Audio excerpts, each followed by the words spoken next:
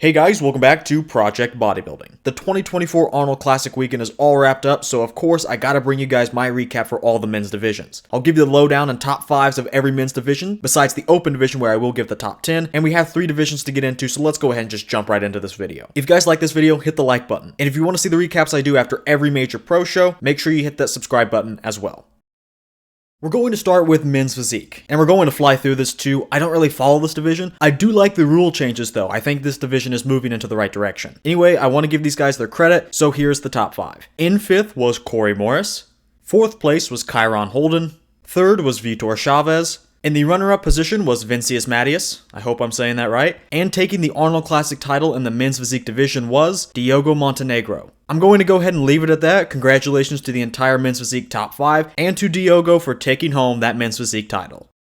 Now let's get to the classic division, and oh boy are these results being talked about. In 5th, we had Michael DeBole. I think Michael has said that he has been more shredded actually than he showed up here, which, as hilarious as that is because he was peeled, by his own standards I do think he's been better in the past. Still, he managed to place top 5, which is on par with his Olympia placing when you take out Chris, since Michael placed 6th at the Olympia, and I think he'll continue to stick around that top 6 for a while. In 4th, we had Breon Ainsley. I'm just going to say this up front, this is I was in complete shock when this was announced. I knew Breon was not well liked by the judges, but I thought 3rd place dropped the ball so much that Breon could at least take the bronze medal. But nope, Breon, now that he has a few more pounds to play with in regards to his weight cap, was a bit fuller even in the legs. And his back was the best on stage. He had great arms and his overall flow is immaculate, even with the slightly undersized legs. This was extremely disappointing, and I will be making a full breakdown video between him and the 3rd place, which was Urs Kalsinski. Urs was off, simple as that. And prejudging more so, but he dug himself a big hole there that I don't think he got out of, regardless of how improved he was at the finals. Urs looked flat and smooth. He's usually known for some good cuts and condition, but he was washed out and he looked less impressive. So I imagine this was a carb up issue. And his tan didn't help him at all, it was very murky. I'm not going to go into too much detail in this video, that's not what this is about. I will have a full video out soon though. But taking home the bronze medal was Urs Kalsinski. In the runner-up position, this was the shock of Friday night, was Ramon Dino. Yes, he was just 2nd in the world at the Olympia next to Chris Bumstead, but a combination of things happened. For one, I don't think Ramon was as good as he was at the Olympia. This was still a great version. This is still like him at 98%. This was still worth top 3 at the Olympia pretty easily in my opinion. I still think he is above the rest of the competition. But with Ramon just being a hair worse, this opened up the door for 1st place, which I think really stepped up his game. And that turned out to be enough, although it was just a 1-point decision. And in 1st place, taking home the 2024 Arnold Classic title for the Classic Physique division was Wesley Vissers. This has been a long time coming, and this was a well-deserved win. I'm not saying it was an open and shut case. Ramon definitely could have walked away with the title this weekend, but Wesley was much bigger, he nailed his conditioning, and to some, he was more classic. But on the other hand, I do want to back up Ramon just a little bit. I think he is objectively more classic, even though he doesn't have as much size as Wesley. That is the argument for Ramon, but it seems that the judges think Wesley was classic enough and he was much bigger. So that was their winner. But it was a split decision. Although most fans had Wesley winning after prejudging, including myself. Now I want to point out that the last time Wesley did the show was back in 2019 and he ended up in 10th place. He was always shafted by the judges. Now I think he's worked on his weak points enough, he's filled in the gaps on his larger frame, and he's cracked the code on his conditioning, making him undeniable, which led to what we saw this weekend. Now he's going on to the Olympia to take on Chris Bumstead. Do you think he can do it? Is he now the heir apparent to the Classic Physique title? Let me know what you think about that down in the comments. And as for Wesley, if you're watching this, I want to extend a big congratulations to you on a well-deserved win at this year's Arnold Classic. And now we're at the main event, the open division. This year's open lineup was stacked and most of these guys were on. A lot of them even brought their bests. So let's start with 10th place, which was Mo Shaban. From what I saw from Mo, which admittedly was limited, his placing wasn't because he was bad. I think he was kind of standard Mo, which is more than a half-decent bodybuilder for sure, but he couldn't even sniff the top 5. He got outclassed, guys were bigger, more complete, more conditioned, or in a lot of cases, all of the above. Now, in 9th, this was probably the biggest surprise of the night, but unfortunately it wasn't for a good reason. In 9th was Horse MD. This was an abysmal showing for him. He looked fine leading up into the show, but it was such a night and day difference that some people were saying that he had photoshopped his lead-up pics. Maybe that's true, I don't know, but what I do know is that there was a major difference in his lead-up pictures and what we eventually got on stage. Even between his last showing at the Romania Pro and this had a big difference between it. He was off for sure, and by that I mean a peaking issue. But he was so smooth, it looks like he kind of gave up on his diet for the last couple of weeks. which obviously isn't true, but that's just how off he looked. Now, even though I am saying this was a bad showing, let's put this all into perspective. This was his second pro show. One bad showing, especially this early on in your career, means absolutely nothing. I still think we'll see him on the Olympia stage, maybe even sooner than most people expect. He's still a specimen of a bodybuilder, and he has a lot of things going for him, but he's still got a lot of work to do. Luckily, time is on his side. Now coming in the 8th place spot, surprisingly passing horse, although that was kind of by default, was Justin Rodriguez. Where do you begin with Justin? At prejudging, I think he was kind of the same old, which really isn't a good thing. Body parts looked suspect of oil, his stomach was big and washed out, but he did bring pretty solid conditioning from what we've seen from the past. Still not exactly where he needs to be, but he's been worse, which to be fair isn't saying much. Now I do think he slightly tightened up at finals, but he was still just too plagued by flaws to place much higher. Like, this was probably as good as Justin could probably do. Some may say, well, we could have gotten a Boston Pro version of Justin, but I really don't think that's ever going to be the case again. I think that version of him was such an outlier that it's skewing our perception of Justin. I don't think Justin has fallen into a slump per se, I just think that it's kind of what he deserves. Meaning, I just think this is how good he actually is. We just happened to see him 110% one time, and even as 100% can't measure up to that. And he clearly can't bring that 110% again. He hasn't even come close. That may be a bit harsh, but at this point, I think it's the more likely scenario. Now in 7th, we had one of the dark horses heading into the show, that being Antoine Vaillant. I had him in 6th personally. I bought what Antoine was selling. He brought some improvements in the upper body, although probably not enough, but most importantly, he was shredded. He was able to capitalize on everyone that was off, but unfortunately for him, some of the guys that were in front of him that were on were guys that many people weren't expecting to be on. Still, this is a great showing for Antoine. I know he's a bit lower, but for Antoine personally, I think this was a solid showing and a solid placing.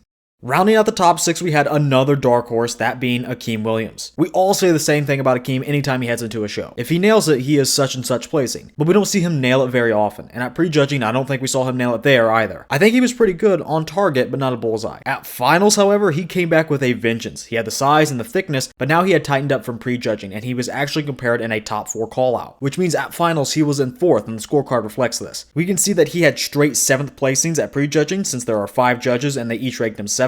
That equals a score of 35, but then at finals, everyone had him at 4th, equaling a score of 20. But unfortunately for Akeem, he just had too much of a deficit in prejudging to actually place 4th. If that finals version of Akeem was also at prejudging though, I think he could have been at least 4th overall. I think it's safe to say that Akeem may still have kinks in his plan, but he is not done yet. Rounding out the top 5 was the shed James Hollingshead. I don't really have much to say about James, honestly. This was a pretty good peak for him, and that was his main problem. He looks great off stage on Instagram, but on stage he almost never delivers. I think we got a pretty good version of James this weekend, but he still has certain genetic issues that held him back. His arms are too small for his immense torso, and he's narrow from the back and from the front. But he still carries a lot of muscle, and this time he didn't come in super flat or super full. I think he did lead into being more full, but I think that was ultimately the right move for James. I think this was overall a fairly happy medium. And top 5 at this Arnold was no small feat. Hopefully James is finally getting back into the swing of things. Coming in at a surprising 4th place was John De La Rosa. John, before the show, was saying he wants top 3, but not too many people believed him, and most people had him outside of their top 5s. But John got very, very close, and he proved the doubters wrong, and he was knocking on the door of that top 3. John was peeled, this was his best condition yet, and sure, John is a bit shorter, but he's complete. He's not missing a single body part. He beat everyone that was really off, and then some. Keep in mind, by the way, that in 2020, he had stopped competing, and he had tore his bicep. Then in 2023, he came back to the stage and had 2 good showings. Then this year, he said he had added 12 pounds from his 2023 season, and he found his best conditioning yet. So even though John is a bit older and had a 3-year break in his career, he hasn't skipped a beat. This caps off an amazing comeback, and now I do think this comeback is over. Not because he's done, far from it. His comeback is over because he is here to stay and be extremely competitive. This was a great placing for John, and he still has plenty left in the tank. Finding his way into the top 3 was Rafael Brandao. I was ready to give up on Rafael, to be honest. In my mind, he was always going to be good, but I wanted him to add the necessary size and make a push for that Olympia title. But he was staying pretty stagnant. But then he took off all of 2023 to grow, and I think there was finally some size added. I noticed it especially in the side chest shot. I thought his chest, delts, and arms were the most improved. Now, he and his coach Neil Hill did say that he added a full 20 pounds of stage weight. I'm not saying they're lying, but I would say it looks more like 10 pounds. There's still improvement, but going forward, I do want to see more. Rafael will obviously be competitive for this package, but I think he can actually make a push for at least top 5 at the Olympia if he grows even more. But he did grow some leading into the show, and the line stayed completely intact. So Rafael did finally move the needle, pun not intended if you catch my drift, and he brought something new, and he placed 3rd in this lineup, which was tough, but at the same time I think it was pretty clear that he deserved it. And this was probably the best he could do because he still isn't on the level of the top 2. In second place was the reigning Arnold champion heading into the show, Samson Dauda. Samson was still Samson. I think he looked a lot like he did last Arnold, but that wasn't enough, and although he did look largely the same, that means his conditioning was on par with what he usually brings. And again, that's not enough. I'm not sure what it is, but Samson needs to come in 5 to 10% sharper, and he could very well have pulled this off. He was also dealing with some stomach control issues, and some shots it was actually pretty noticeable. All that growing he's been doing has clearly caught up with him a little bit in the stomach. But it's not too late that he can't reverse what has happened and at least keep it in check. Overall, this was a good Samson. He won the best poser award, putting on a great routine as always, but he still had a couple of issues. But as much as I've been harping on Samson, I don't think this was much of a Samson loss as it was a win, a big win for the #1 spot, which was Hadi Choopan. From the moment he stepped out, this was a done deal. He was really improved too. I think this may be the best Hadi we've seen since 2019. His waist somehow was down in size, and he also brought up the quad sweeps, giving him great proportions even standing next to Samson. And overall, he was a little bit bigger, a little bit fuller, and in the back I noticed a little more density. And of course, he was on. Now Hadi is never not on, but this was still one of the best peaks we've seen from the Persian Wolf. This is why I say Samson didn't necessarily lose as much as Hadi won. Hadi came out with one of his best versions to date. I had him winning almost every single pose at prejudging and finals,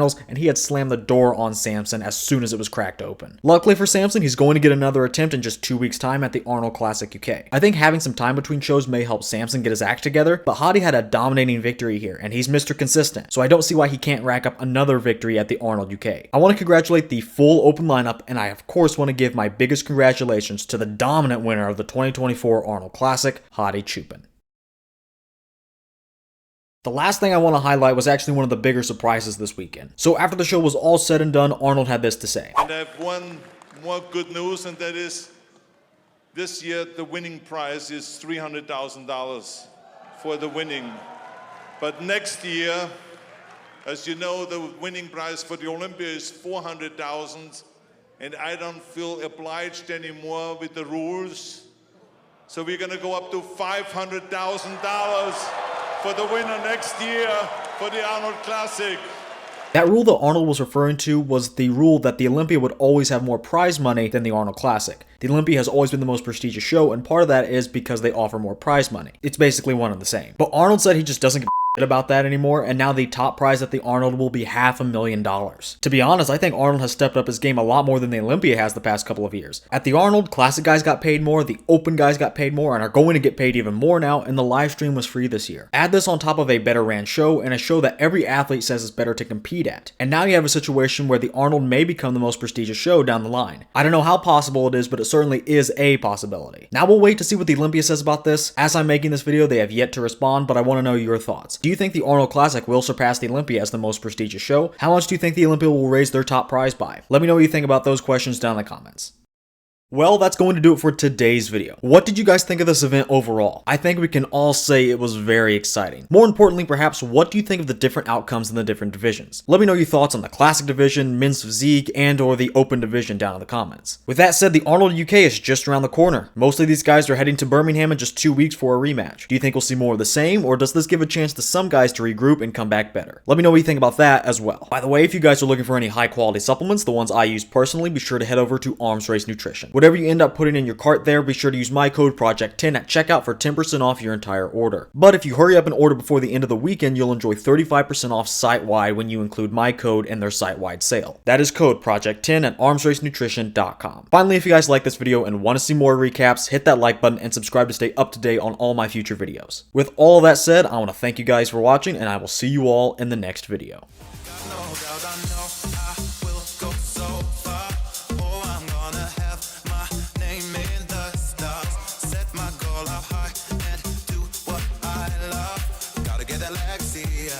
Gotta get that Lexi, yeah.